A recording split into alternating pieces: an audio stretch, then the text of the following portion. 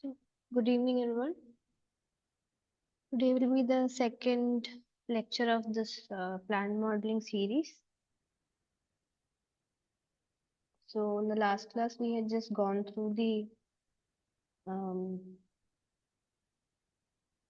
the basics of plants for those who are new to this plant physiology and plant ecophysiology. We had also looked into what the process of photosynthesis is and how is it important in various contexts. In photosynthesis, we looked into what is called a light reaction and the Calvin cycle. Basically, two very important processes that is forming the photosynthesis process in whole. So, just to brush up with what we had learned in the last class, photosynthesis is the process that comprises of two types of reactions. One is the light reaction and another one is the Calvin cycle. During the light reaction, the light energy is converted into chemical energy uh, by utilizing water, and oxygen is released as a product. And during the Calvin cycle, the cycle utilizes carbon dioxide and the chemical energy that is generated during the light reactions to manufacture carbohydrates that is basically required for the growth of the plant and to regenerate back the NAD plus and ADP molecules that is required during the light reaction. So it is a very intrinsically related cycles without the other each other. Both of the reactions or both of the phases are not going to happen. So we saw that during the light reaction, it happens in the thylakoid membranes, specifically with utilizing the light, the photons from the sun's light, as well as the photolysis of water molecules to obtain to obtain electrons, which where there is an electron transport chain generating an energy gradient for the movement of H plus ions, protons from the stroma to the lumen. And this is again driving something called the ATP synthase to generate the chemical energy, one of the chemical outputs, energy, source of chemical energy called ATP. And also during the electron transport chain, NADPH is also formed. Then we then moved on to Calvin cycle. Calvin cycle is when ATP and NADPH is utilized in the stroma to to manufacture sugar.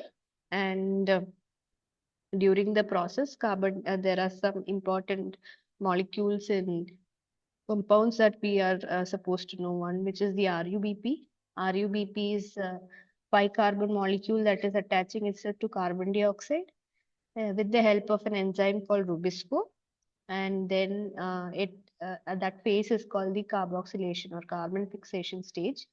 After that, three carbon molecule is formed, which is further reduced to something called G3P, which is helping in the manufacture of carbohydrates as well as the regeneration of RUBP that is required in the first stage. So this is a cycle that keeps going on and it is called the Calvin cycle. Now in some places we can also see that it is called the Calvin-Benson cycle. So this Calvin cycle was something that involved two very important people, Melvin Calvin and Andrew Benson. And Melvin Calvin got the Nobel Prize in 61 for this work. But I think Andrew Benson came out sometime publicly talking about his involvement in the work. So the scientific community also use his name when using or when talking about the cycle. So some places you can also see it's called the Calvin-Benson cycle. So these are the carbon counts, representation of the carbon counts that happen during Calvin cycle. So for once again, RUBP is a 5-carbon molecule and PGA is a 3-carbon molecule. So this 5-carbon molecule combines with carbon dioxide and forms PGA, which is further reduced to a 3-carbon molecule. Out of that, one of the 3-carbon molecule goes to manufacture only half a molecule of carbohydrates, while the remaining molecules of G3P will go back, will get back into the cycle for the regeneration of RUBP. Now, this molecule called GA3P is also called triose phosphate. This is because triose indicates that there are 3 carbon molecules in this compound or molecule, 3 carbon atoms, and phosphate is because there's one phosphate group that is attached to this molecule. So this is also called this G3P is also called the triose phosphate. Now, this is just a representation of the total carbons and the energy that is utilized during the Calvin cycle. So, if you see here, when RUBP and carbon dioxide are attached to each other with the help of the enzyme Rubisco, the RUBP, which is a 5-carbon molecule, and carbon dioxide, which has 1 carbon atom, will combine together to form the total number of carbon is going to be 6. So in order to complete the cycle, there has to be 6 RUBP molecules attaching itself to 6 carbon dioxide molecules that will form 12 PGA. Now PGA, since it is a 3-carbon molecule, in order to balance this number of carbon atoms from these two molecules, there will be 12 PGA formed. So here 6 5s are 30 and 636 total carbon atoms are there. So this is going to form 12 3-carbon PGA, which is also having 36 carbon in total. And then this 12 PGA is again going to get converted to 12 G3P, sorry, this is wrong, G3P, which is also having 36 carbon. Out of this 12 G3P, 2 of them go for the manufacture of one carbohydrate molecule. So if you had seen earlier, this is half of what is being used here. If 6 is being used here, this is half of 3 molecules of RUBP are only used. So during 3 molecules, half of the 12, that is 6 molecules of G3P are only produced, out of which 1 goes for the manufacture of carbohydrates. But only half a molecule of carbohydrate will be formed from this one molecule. If 1 molecule of glucose is required to be produced, then 2 molecules of GA3P are required. So it is in order to and conserve that mass that we are using these numbers over here, so that in the output we get 1 molecule of carbohydrate. So this is how the carbon is conserved in this cycle.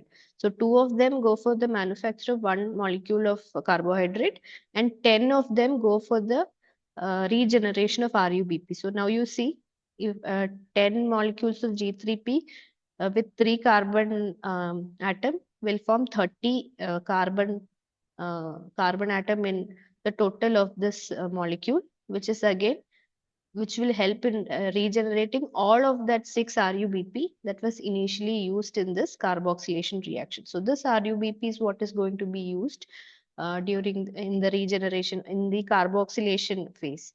So this phase is called the carboxylation. This process of conversion of PGA to G3P is called the reduction, and this regeneration of RUBP after this G3P is utilized to form carbohydrate is called the regeneration phase. Now this enzyme called RUBP or Rubisco, which can be called as the RUBP oxygenase or carboxylase, is a very important enzyme in this process of photosynthesis, because it is only in the presence of this Rubisco enzyme that this entire carboxylation reaction will happen, and furthermore all the remaining processes in that Calvin cycle will occur. Now, and it is so important that it is occupying around 30% of the soluble protein in a typical leaf. But RUBP is, or the Rubisco enzyme, is an enzyme that has affinity not only for carbon dioxide, but it also has high affinity for the oxygen gas, oxygen molecule. So hence the name RUBP oxygenase carboxylase. This Rubisco. C is for carboxylase, and O is for oxygenase. So since this Rubisco enzyme has affinity for oxygen too, what happens is certain times when the concentration of oxygen is really high within a leaf, it will go and react with oxygen molecules also. This process, the side reaction where it is not reacting with carbon dioxide but instead is reacting with the oxygen, uh, is called the photorespiration. So, if you compare the normal Calvin cycle and photorespiration, we see that in place of RUBP reacting with carbon dioxide with the help of this enzyme Rubisco, here we see that RUBP is combining with oxygen with the help of Rubisco enzyme. So the first state of carboxylation itself is not taking place inside. Oxygenation is happening where RUBP is attaching itself to oxygen with the help of the Rubisco enzyme. Now, as this carboxylation reaction happens, the end product of this carboxylation phase of the Calvin cycle is 3-PGA. But when it comes to the photorespiration, what happens is since here we have five carbon particle reacting with a one carbon particle, totally you get a 6 carbon particle. Here what we see is only a 5 carbon molecule that is reacting with oxygen, which has got no carbon itself. So during this process, what happens is PGA is formed, but only half the amount of PGA that is generally formed during a Calvin cycle is formed during the photorespiration phase. And along with that, something else called the phosphoglycolate molecule is also formed. Now, this phosphoglycolate is not something that is capable of taking part in this cycle. Now, this cycle, although it is trying to mimic the Calvin cycle, it is generating this phosphoglycolate, which is not capable of taking part in this cycle. So, what it does is this phosphoglycolate itself undergoes another pathway during which you see that this phosphoglycolate gets converted back to PGA so that it can be a part of this cycle. Now, phosphoglycolate, in order to get converted to PGA, what happens is during this phase, it releases carbon dioxide as well in order to get converted to this PGA. So, this carbon dioxide molecule, which is something that could be used in the Calvin cycle, is actually exiting the cycle. It is leaving the cycle and is going unused.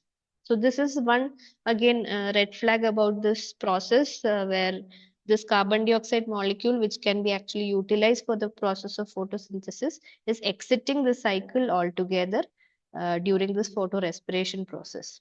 Now, whatever is available, the PGA molecule, only the 6,3-PGA and the 3-PGA that is formed from this phosphoglycolate forms gets reduced into G3P, but unfortunately there is no enough G3P to form a glucose molecule, because if you see here 12 G3Ps are out of 12 G3Ps, 2 are going for the manufacture of glucose, but here there's just 9 G3P.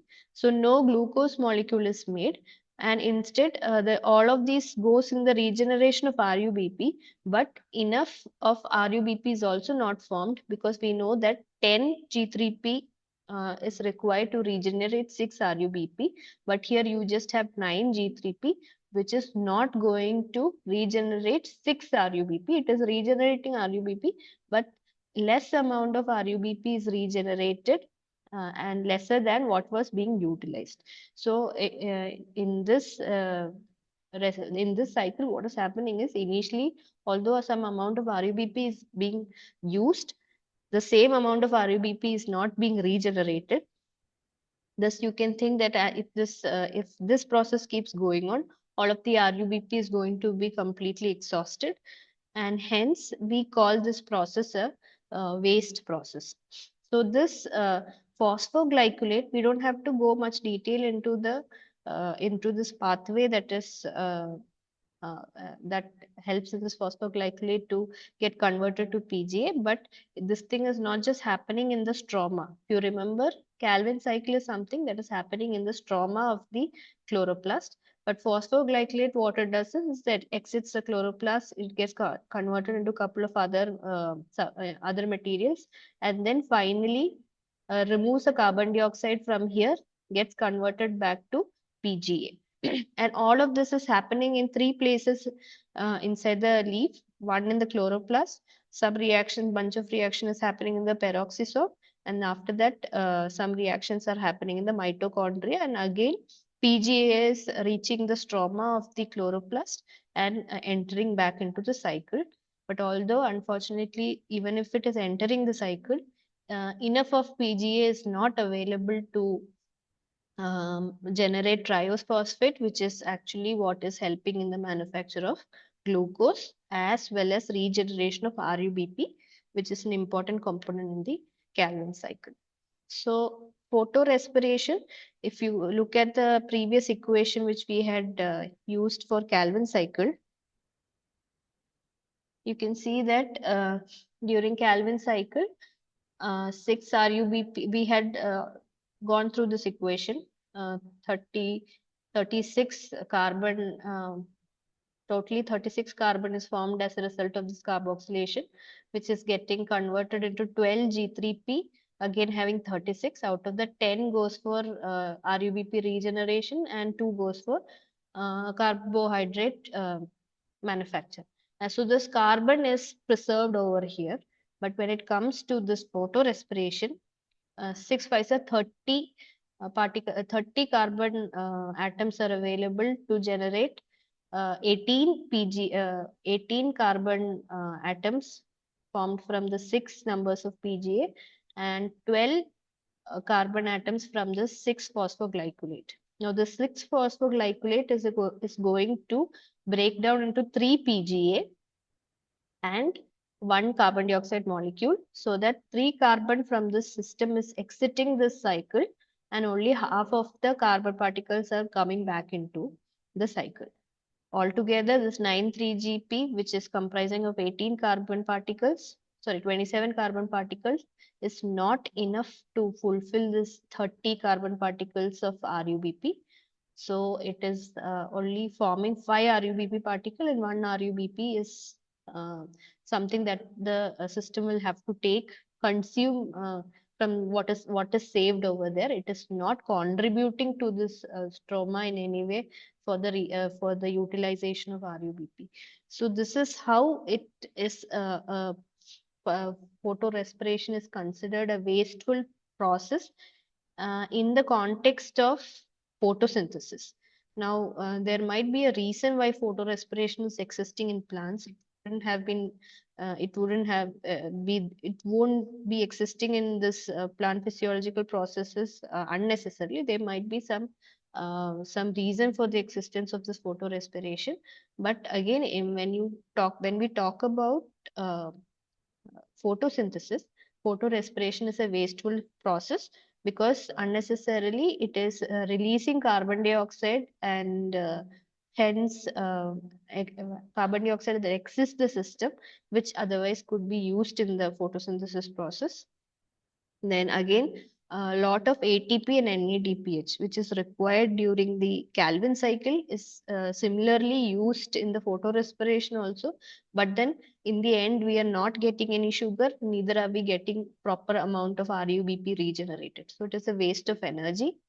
And also because of this, the rate of photosynthesis is going to reduce because there is insufficient amount of RUBP regenerated, which in turn is going to affect the photosynthetic process. So this will lead to a reduction in the biomass. Biomass is nothing but the total amount of carbon that is stored in the plant, and this in turn might affect the growth of the plant. So if we compare this Calvin cycle and the photorespiration process, we see that in Calvin cycle, the primary reactant is carbon dioxide, while in photorespiration it is oxygen. Rubisco enzyme we call that carboxylase activity is what is triggering this reaction between RUBP and CO2 as well as RUBP and oxygen.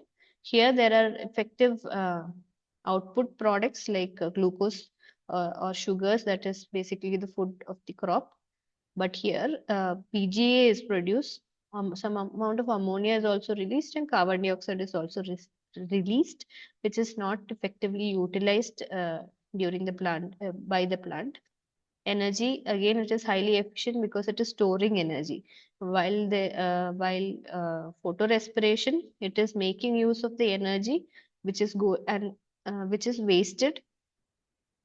The ATP which is used while the RUBP regeneration is wasted, because again we are not getting the complete set of RUBP to complete the cycle. And the environmental trigger for this photorespiration is the high concentration of oxygen in the atmosphere, is what will also increase the amount of oxygen within the plant, which is going to be a trigger for this photorespiration process. And like we discussed earlier, photosynthesis is a very critical and primary process that is impacting the growth of the plant, whereas photorespiration is going to reduce the growth efficiency of a plant.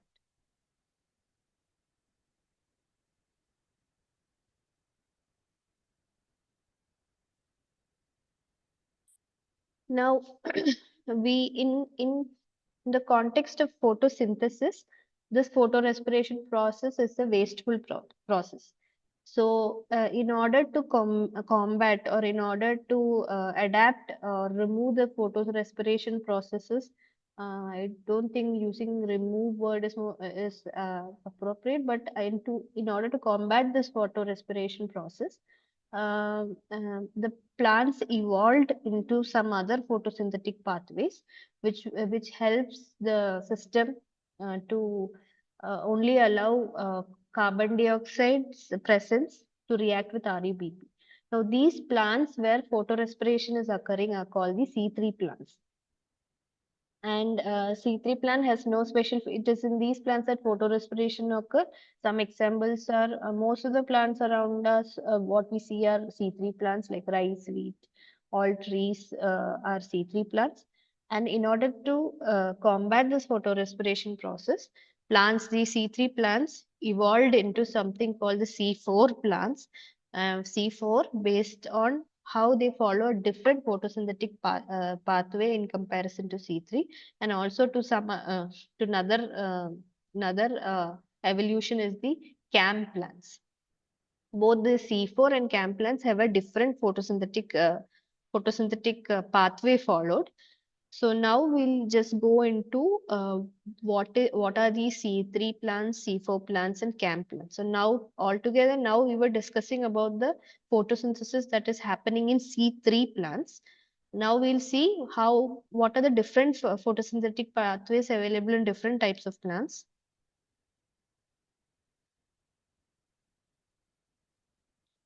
Okay.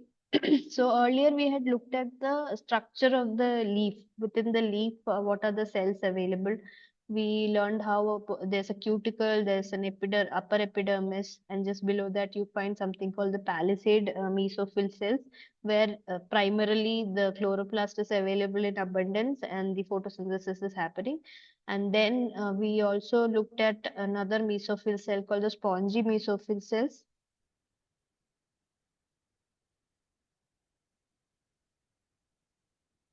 Spongy mesophyll cells, which have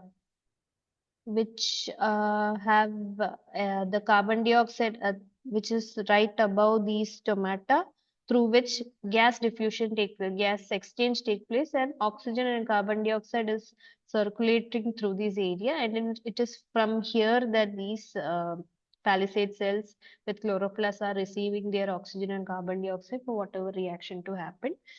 And this was how the structure of the C3 leaves were. Now, when we move on to the C4 plants, we see there's a more arranged, more better looking structure, where the plants do have an upper epidermis and it also has these mesophyll cells. But below the mesophyll cells, we see this round the vascular tissue. This is basically xylem and phloem, which is surrounded by something called the bundle sheath cells. Now, if you see this diagram, the ones which are having dark green portions are the ones that has got a lot of chloroplasts. So if you see, C3 plants also have bundle sheath cells, but then it is not very active in its participation in the photosynthesis. But in C4 plants, we see that bundle sheath cells are the most prominent one in the photosynthesis, and also the mesophyll cells. So this has a more organized system of cell arrangement with bundle sheets wrapped around this vascular tissues, which is xylem and phloem, and wrapped around the bundle sheet, you find these mesophyll cells. So this is a three-dimensional representation of the same thing. We see that this brown structures over here is again bundle sheet cells only, but when we come towards the C4 plants, we see that the bundle sheath is more prominent, and over the bundle sheath we see mesophyll cells, which is not similar to the structural arrangement inside a C3 plant.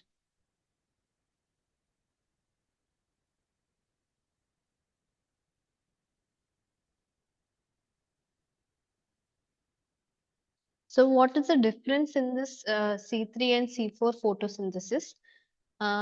Before going into that, it is okay. I'll explain the process first. So we see this is the normal C3 photosynthesis that is happening. It is happening in the mesophyll, the stroma part of the chloroplast. And when you come to C4 plant, we see that the photosynthesis or the Calvin cycle is inside this violet color bordered place, indicating that it is happening inside the bundle sheath. So if you see here, bundle sheath, the Calvin cycle is occurring inside this bundle sheath, and we see that there is another cycle that is happening within the mesophyll, that is this place, and that is the additional mechanism, evolved mechanism by C4 plants to combat this photorespiration process. So what is happening in C4 photosynthesis is the light reaction and everything is same. It is happening in the thylakoid membrane. Whatever is happening during the light reaction is same in case of both C3 and C4 plants. But when it comes to C4 plants, what happens is before this Calvin cycle happens, the carbon dioxide is going to attach itself to something called PEP. In place of RUBP, it is going to attach to a 3-carbon molecule called PEP with the help of an enzyme called PEP carboxylase. So in Calvin cycle, where there was RUBP that is attaching itself to carbon dioxide with the help of Rubisco, we have CO2 attaching CO2 that is basically inside within the cell. It goes and reacts with PEP with the help of PEP carboxylase. Should also remember that this thing is happening in the mesophyll cells. So after PEP combines with carbon dioxide, it forms something called an a molecule called the oxaloacetate, which is a 4-carbon molecule. This oxaloacetate again gets converted into another 4-carbon molecule called malate malate or malic acid it is called. So whatever it is, this oxaloacetate is getting converted into malate. Now what this malate does is it travels from this mesophyll cell into the bundle sheath cells. And during its travel from this mesophyll to the bundle sheath, what it does is it exits or it removes one carbon dioxide. It generates one carbon dioxide molecule and gets converted into a 3-carbon molecule called pyruvate. Now, this carbon dioxide that is released from this malic acid or malate is what will take part in the Calvin cycle. Now, so what is the advantage of this entire cycle is that in here there is no chance for oxygen to react with PEP. Only carbon dioxide will react. This reacted carbon dioxide is not going to exist as carbon dioxide in here, but instead in the form of a 4-carbon molecule. This 4-carbon molecule is the only one that will travel to bundle sheath. Inside bundle sheath, this 4-carbon molecule will release carbon dioxide, which is going to take part in the Calvin cycle. So there is no access for oxygen to be a part of this reaction. So this carbon dioxide, which is taking part in the Calvin cycle, as usual, will react with RUBP with the help of Rubisco, get converted into triose phosphate, which will manufacture the sugar and then again regenerate RUBP as usual in the Calvin cycle. But additionally, what is happening is one protective mechanism over here is inside the mesophyll cell, this kind of a cycle happens. Now, after this Calvin cycle, as the Calvin cycle is happening, this 3-carbon molecule called pyruvate will again go back to the mesophyll cell. It makes use of some energy, ATP energy, and gets regenerated back to PEP. So in place of the Calvin cycle that is happening in mesophyll cell, instead of RUBP, there is another molecule called PEP, which will only attach with carbon dioxide. And this enzyme will only catalyze a reaction with carbon dioxide, convert it into a 4-carbon molecule that travels to bundle sheath, gives out a carbon dioxide molecule for the Calvin cycle to happen, and comes back to mesophyll cell to regenerate this PEP.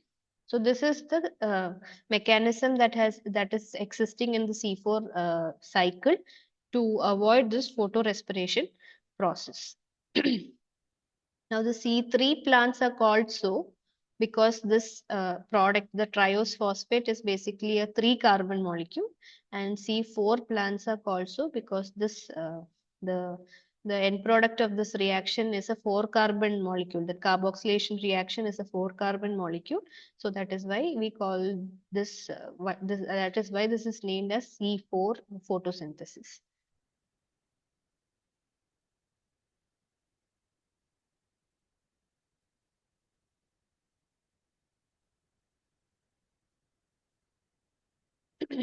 So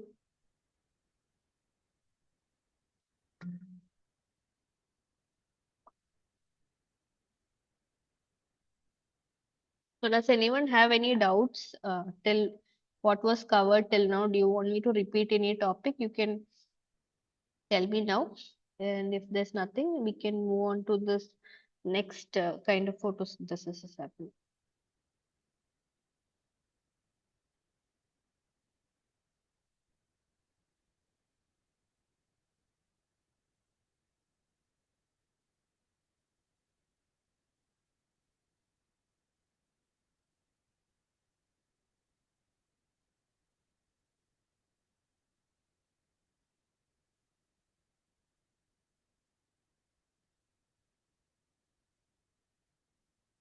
Okay, so I don't think anyone has any doubt. So moving on.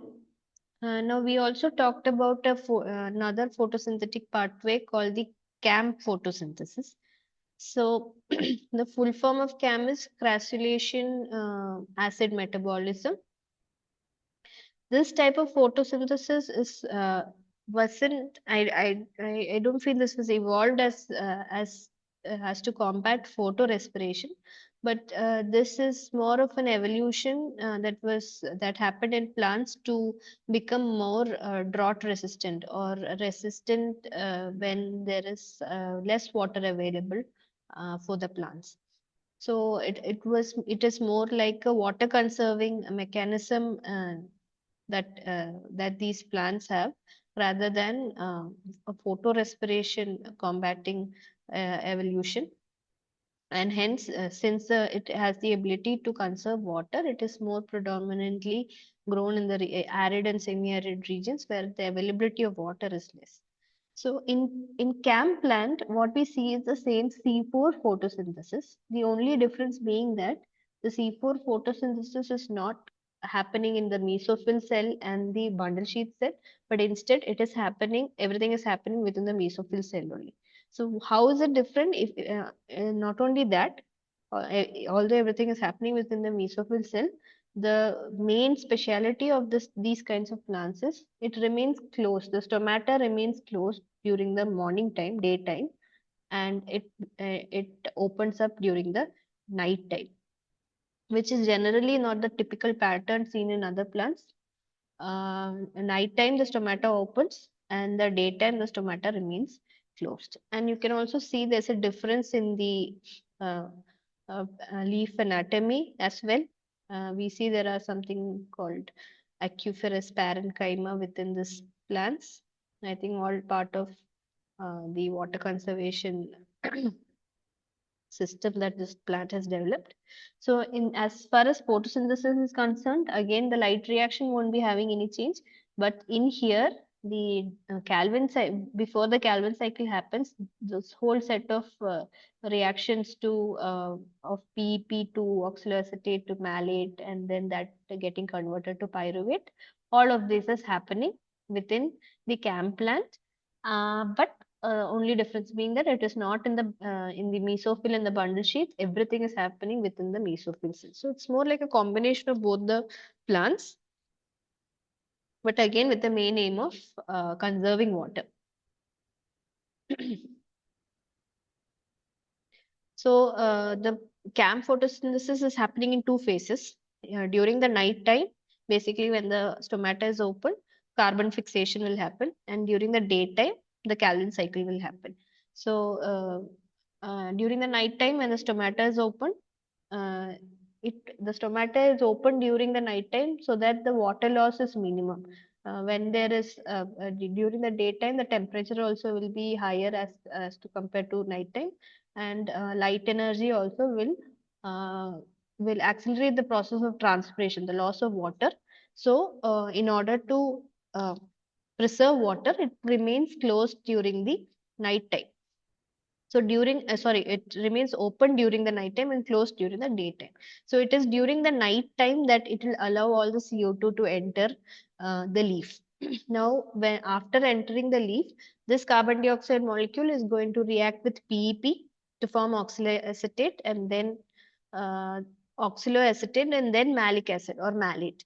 This malic acid is not going to immediately travel for the Calvin cycle, but instead will be stored within the vacuole. So if you had noticed here, all of these glucose molecules are being stored in the vascular tissues. I'm sorry, that is not related. Okay, so this malic acid that is generated will be stored in the vacuoles of the, I think vacuoles will be, okay, that is the part in the palisade cell which is predominantly covering up a lot of the portion of the palisade cell. So inside vacuoles, this malic acid will be stored. In the daytime, when the stomata closes, this malic acid will be provided back to the mesophyll cells by the vacuoles, and this malic acid will again uh, what release one carbon dioxide and get converted to pyruvate and go back to take part in this C4 cycle. So nighttime carboxylation will occur, and daytime the Calvin cycle will occur. So it is required in the daytime. Basically, this ATP and NADPH, which are products of the light reaction, uh, needs to be provided during the Calvin cycle. So it is this reason due to which in CAM plants, the Calvin cycle is occurring in the daytime, and in the night time there is only this carboxylation reaction with PEP happen. So this stomata opening at night time, at night time, is what is drastically reducing the water loss. These plants have specialized anatomy for that purpose, and you see that plants like these succulent plants and cacti, all with fleshy stems and fleshy leaves, are the plants which follow this CAM photosynthesis. Some of the examples are given over here: cactus, aloe vera, agave, all of those. Pineapple is also an important CAM plant. Now, CAM photosynthesis is helpful for the plants because water these are basically developed in plants in arid and semi-arid regions where water is the availability of water is less. So they are water use efficient. They can make maximum utilization of, they can maximum effectively utilize this water because they have that mechanism. So they are able to survive in extreme conditions like conditions of drought and uh, generally where water is less. Whatever reasons, for whatever reasons, if water is less, these plants have the ability to survive those conditions. But then again, the disadvantage of this is because it is getting carbon dioxide intake only during the night time, the rate of photosynthesis is generally going to be less in these plants, and hence the rate of growth is also going to be less in CAM plants as compared to C3 and C4 plants.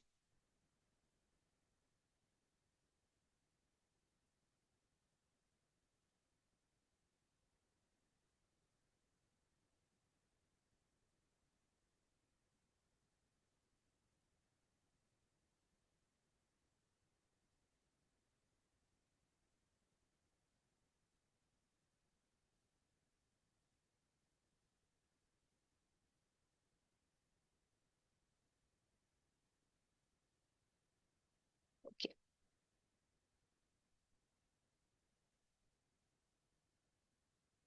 So if we look at all of the three processes, just summarize all of these processes. The primary environment for C3 plants are usually the cool, moist uh, kind of climate.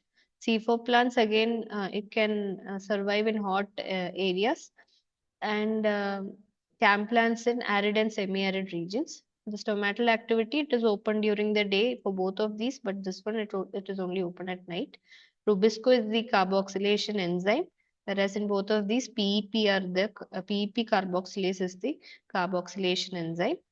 There is no particular separation for the photosynthetic process. Here, one process is happening in the mesophyll cell, another process, that is the Calvin cycle, is happening in the Mandel sheath cells. Whereas in CAM plants, it is there's a temporal separation. One, the Calvin cycle is happening during daytime, a light reaction also during daytime, but the carbon fixation alone is happening during the night time. So why if we just go briefly into the evolutionary history of these plants, the C3 obviously was the oldest kind of photosynthetic pathway, or C3 plants were the oldest kind of plants that was available, that was present in the earth, dating back to 3.5 billion years ago. So initially it was in this the photosynthetic bacteria called cyanobacteria, which you can see here, also called the blue-green algae. So this was a process that evolved into land plants in the non-vascular plants, and then eventually evolved into vascular plants. So earlier, um, so many billion years ago, the carbon dioxide concentration was really high in the atmosphere, and it is because of this that this photorespiration process, which is actually a process existing in the sea plants, was not a problem for the growth of this plant, because oxygen amount was really less. I don't think there were humans back then, so the amount of oxygen available was really less. Amount of plants also was less, so the carbon dioxide amount of carbon dioxide was really high. So the plants, the concentration of carbon dioxide was always higher for the plants, and hence Rubisco didn't have to compete between carbon dioxide and oxygen for this reaction to happen.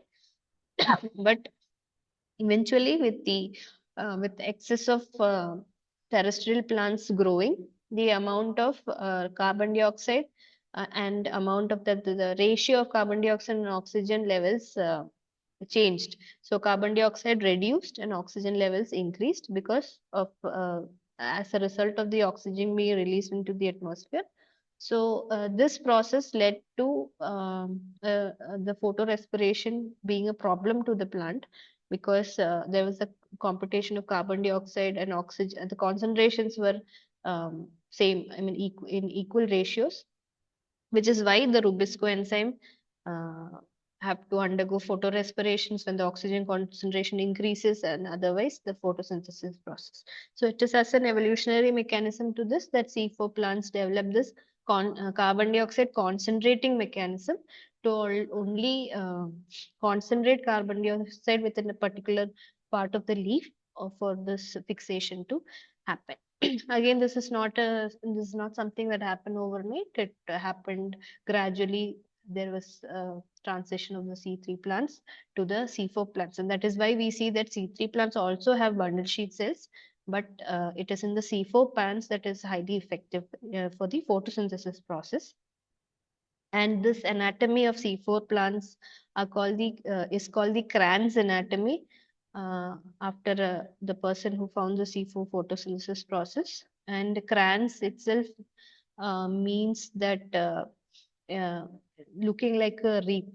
So if you see, it is in the shape of this the uh, it looks like a wreath. So I think the name Kranz is indicating that. And then CAM plants as a mechanism to fight or as a mechanism to preserve water was again developed 100 million years ago. And this CAM is also, like you see, it is an evolution from C3 plants, which behaved like CAM plants. Again, there are some C3 plants even existing now, which does a C3 photosynthesis when there is sufficient water, but under conditions of water stress or when there is less water available, it converts its photosynthesis process to the CAM process. So it is from these existing C3 plants that this CAM pathway evolved.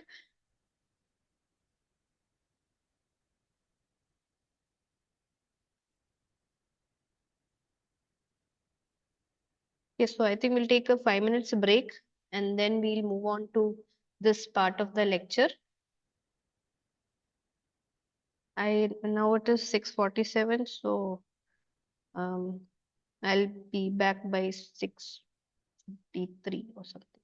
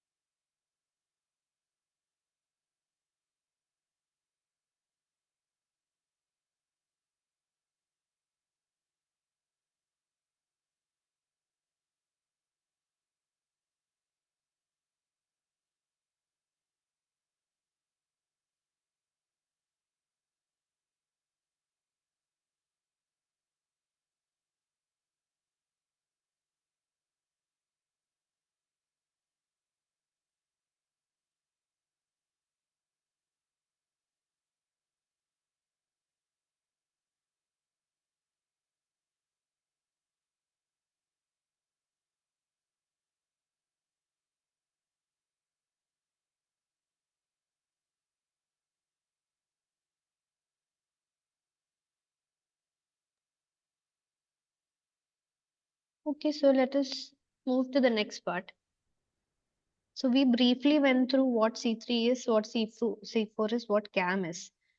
Now, now what we'll be looking at is looking at this processes or transitioning it into something which will help us in modeling these processes. So when we look in general, I mean, let's not go into the different types of photosynthesis, but in general, when you look at C3 photosynthesis, there are three processes that are happening. One is the carboxylation, one is the reduction, and one is the regeneration phase. Now, when we do plant modeling, three things that we take into consideration is how the photosynthesis process is limited uh, due to all of these reactions that are happening in the photosynthesis process. So three major limitations that we always focus on are the carboxylation limiting factor, the RUBP regeneration limiting factor, and triose phosphate utilization as a limiting factor. Now we know what carboxylation is. This reaction of RUBP with carbon dioxide with the help of this Rubisco enzyme. So if this carboxylation process has to be limiting the photosynthetic process, limiting means it is slowing down or it is increasing. Limiting means not just reducing it, but it is in somehow impacting that process, increasing or decreasing that process. Then we say that it is a carboxylation limited photosynthesis, or that the if photosynthesis is not just a single process. So the entire photosynthesis process is limited by carboxylation, means that carboxylation process is what is resulting in the increase or decrease of the photosynthetic rate. So there will be a lot of factors that can affect it. One is the concentration of carbon dioxide available for this reaction to happen. One is the availability of the RUBP available for this reaction to happen. Again, the availability of this Rubisco enzyme for this reaction to happen. So often this carboxylation limit, you can, if you see in a lot of articles and in the literature, we also call this carboxylation limited part of this photosynthesis as Rubisco limited also. So this is where this phase of the Calvin cycle is going to change or impact the photosynthetic rate. That is either increase it or decrease it. Now, if when we say that the photosynthesis is impacted or a photosynthesis is limited by RUBP regeneration rate, it means that this process that is happening, that is regeneration of RUBP from this triose phosphate, is in somehow increasing or decreasing the rate of photosynthesis. So that again can be a lot of factors involved. It can be the amount of RUBP that is uh, released at the end. If it is less, then it might increase or decrease the reaction. If it is more, it might increase or decrease the reaction. We don't know. We have to quantify that, or we have to calculate that to know, or compare that to know what is actually causing the photosynthetic rate to change. Is it because of the excessive amount of RUBP or less amount of RUBP? Same as, is it the present less amount of G3P or more amount of G3P, or whether it is the amount of this energy that is available for this reaction or this phase to happen. So any number of factors that is responsible for this regeneration of RUBP, if it is going to impact the photosynthetic rate, either increase or decreasing, then we say that the photosynthesis is limited by RUBP regeneration rate. Now, there is something called the third kind of limiting factor, which is the triose phosphate utilization. We know that this molecule is what is called the triose phosphate because it has got three carbon atoms and one phosphate group attached to it. So it is called triose phosphate. Now, what is triose phosphate utilization? Now, this G3P, which is a triose phosphate, for every 6 molecules of G3P produced, there is half a molecule, that is one 1 molecule of G3P goes for the manufacture of half a molecule of carbohydrate, and the remaining 5 go for the RUBP regeneration rate. Now, during this manufacture of carbohydrates, or during this process where 1 G3P is exiting the cycle for the manufacture of carbon dioxide, what is happening is this G3P, which is also called the triose phosphate, one molecule of triose phosphate is exiting this chloroplast. It is exiting the stroma of this chloroplast, and it is going to the cytosol. So cytosol is again another place in the plant cell. If this is the palisade cell, we have the chloroplast here, we have the peroxisome, mitochondria, we have the cytosol also, which is the plasma that is available within this cell. So the triose phosphate, it will travel from this chloroplast, the stroma of the chloroplast, to this cytosol. And as it travels from the stroma to the cytosol, this cytosol will in turn provide back a phosphate, inorganic phosphate. So it is on this give and take mechanism that this reaction is happening. So when one G3P exits the Calvin cycle, it will travel from the stroma to the cytosol. During the travel of this G3P, the cytosol in turn is going to give back one phosphate group. Now, where is this phosphate group going to be utilized? It is going to attach with ADP during the light reaction for the synthesis of ATP.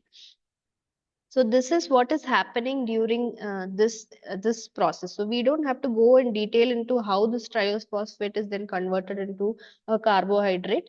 We just want to know that this triose phosphate is utilized during this carbohydrate manufacture, and that is called the utilization. That is the movement of this the giving of this, or the donating of the triose phosphate to the cytosol for the manufacture of carbohydrate, and the cytosol sending back one inorganic phosphate is basically called as what is the triose phosphate utilization.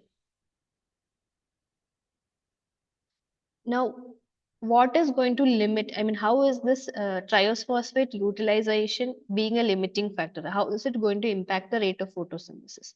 So say if this process is not happening, say that for one triose phosphate, one inorganic phosphate is not provided to the stroma, what is what is going to happen is ADP is not going to have enough inorganic phosphate to form ATP.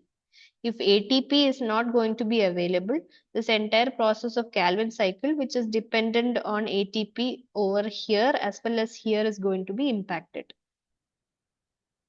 And this is again going to reduce the RUBP regeneration rate. Not only is it going to affect the reduction phase, it is also going to reduce I mean, G3P is not going to have enough energy to form the RUBP. So RUBP regeneration is also impacted, and this is going to result in the photosynthetic rate varying. So even if you provide a lot of carbon dioxide and water and light for the plant, we cannot generally say that, oh, the photosynthesis will increase, because if this factor or this part is actually not happening properly, then this might end up reducing the photosynthesis even in the presence of a lot of carbon dioxide and light. So this is what is called the triose phosphate or TPU limited condition, or TPU rate, which acts as a limited condition. So on this note, we'll end this lecture. This is in introduction, transition, as we transition to the modeling part of this course. So there are three important factors that we consider now. There are a lot of factors that are considered as limiting factors to photosynthesis, but as of for our this course, three important limiting processes are this carboxylation limiting rate, RUBP regeneration limiting factor, as well as triose phosphate utilization, which acts as a limiting factor. If anybody has any doubt regarding this part of the lecture, you may ask now. I think we'll end today's session uh, on this uh, on this note, and I'll continue with the more details of these processes with something called the photosynthetic response curves in the next class. So anyone having doubts can ask now. If you want me to explain any part of the lecture, you can also ask for. And like I mentioned in the last class also, I've shared a Google form in the WhatsApp group. If you have any doubts, you can uh, post it in through that, and later on while you're going through the material, and I'll be responding for those questions also. Otherwise, you're free to leave the session for today. Thank you for attending the session.